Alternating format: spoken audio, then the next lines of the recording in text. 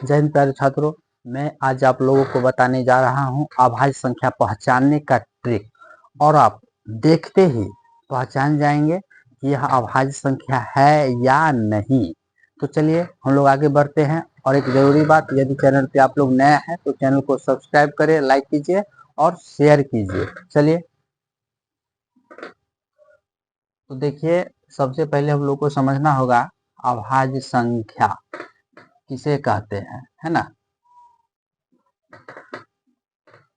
अभाज्य संख्या किसे कहते हैं? तो जिसके केवल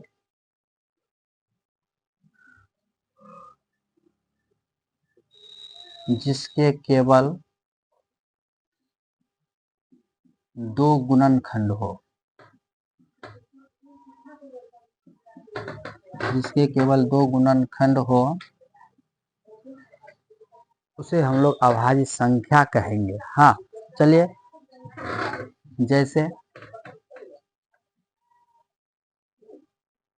2, 3, 5, 7, 11, 13, 17, 19, इसी प्रकार से हम लोग यदि बढ़ते चले जाएंगे तो 23, 29, 31, 37, 41, तो ये सब जो है अभाज्य संख्या है।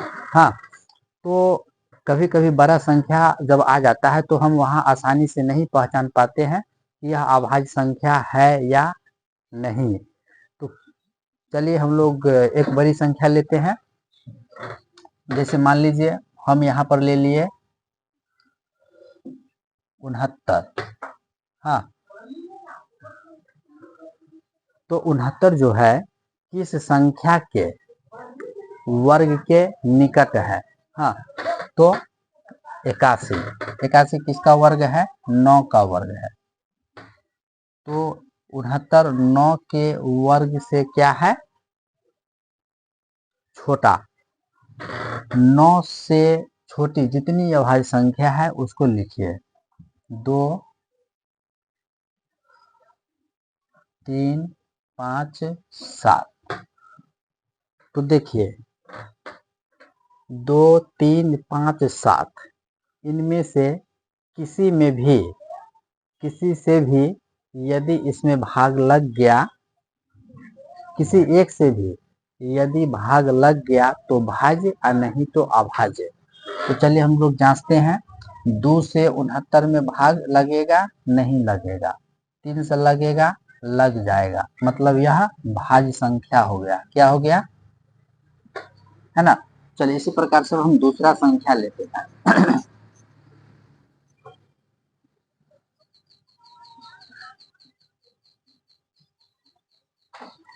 59। हाँ, तो 59 जो है कि संख्या के वर्ग के निकट है, तो 64 के निकट है। हाँ, जो 8 का वर्ग है। किसके? 8 के वर्ग के निकट है। 8 से छोटी जितने भी अभाज्य संख्या है उसको लिखिए। 2, 3, 5, 7। चलिए अब हम लोग भाग लगाकर देखते हैं भाग लग रहा है या नहीं। 2 से 59 में भाग लगेगा? नहीं। 3 से 59 में भाग लगेगा? नहीं, क्योंकि 9, 5, 14, 14 में 3 से भाग नहीं लगेगा, मतलब 3 से भी नहीं लगेगा। 5 से नहीं लगेगा क्योंकि इकाई अंक 5 या 0 होना चाहिए, इससे भी नहीं लगेगा। 7 से लगेगा क्योंकि 7 8 56। हाँ, 59 नहीं आता है, इससे भाग नहीं लगा, मतलब अभाज्य संख्या। चलिए एक और संख्या इसी प्रकार से हम लोग लेते हैं। जैसे ले लिए हम यहाँ पर 123। तो 123 किस संख्या के वर्ग के निकट है? हाँ, तो 11 का 121 और 12 का 144, तो 12 का। 12 से छोटी जितने भी अभाज्य संख्या है उसको लिखते हैं। 2, 3, 5, 7, 11। 2 से भाग लगेगा 123 में? नहीं। 3 से भाग लगेगा? 3 और 2 5 1 6, मतलब 3 से भाग लग गया। इसका मतलब है कि यह भाज्य संख्या है। क्या है? यह भाज्य संख्या है। समझ गए? चलिए इसी प्रकार से एक और संख्या लेते हैं। जैसे 161 ही लेते हैं। 161 को हम लोग जांचते हैं यह भाज्य है या अभाज्य। तो 167 किस संख्या के वर्ग के निकट है? तो 13 का 169, 13 के वर्ग के निकट है। 13 से छोटी अभाज्य संख्या लिखिए। 2, 3, 5, 7, 11। 2 से 161 में भाग लगेगा? नहीं। 3 से लगेगा? 6, 1, 7, 1, 8। नहीं।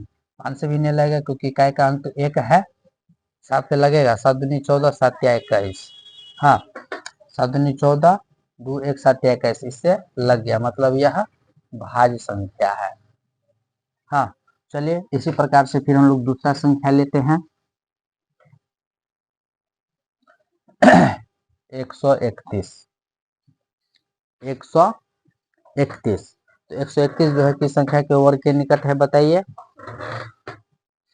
11 को 121 12 के वर्ग के निकट है। किसके वर्ग के निकट है? 12 के। तो 12 से छोटी अभाज्य संख्या बताइए? 2, 3, 5, 7, 11। 2 से 31 में भाग लगेगा? नहीं। 3 से लगेगा?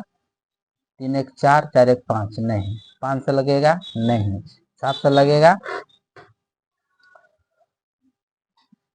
नहीं। 11 से लगेगा? क्योंकि 11 में 11, 2, 1 नहीं। मतलब यह हो गया अभाज्य संख्या। क्या हो गया? अभाज्य। तो इस प्रकार से हम लोग जो है आसानी से पहचान सकते हैं कि संख्या को, हाँ, कि कौन संख्या अभाज्य है और कौन संख्या भाज्य है। हाँ, तो कोई भी संख्या दिया रहेगा तो उसके निकट का वर्ग देखना है आपको, और जिस संख्या का वह वर्ग होगा उससे छोटी जितनी भी अभाज्य संख्या होगा तो बारी बारी से हम उसमें भाग करेंगे। गलती से भी यदि किसी अभाज्य संख्या से दी हुई संख्या में यदि भाग लग गया मतलब भाज्य, और यदि किसी से भी नहीं लगा तो अभाज्य। हाँ, तो आप लोगों को फॉर्मूला याद रखना है।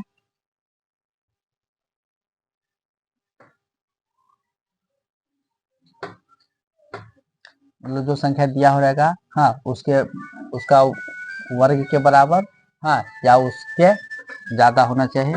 ये आपको जो है ध्यान में रखना है। तो उम्मीद करते हैं आप लोग इसे समझ गए होंगे। हाँ, तो आप लोग वीडियो को जरूर जो है शेयर कीजिए और चैनल को सब्सक्राइब कीजिए। जय हिंद।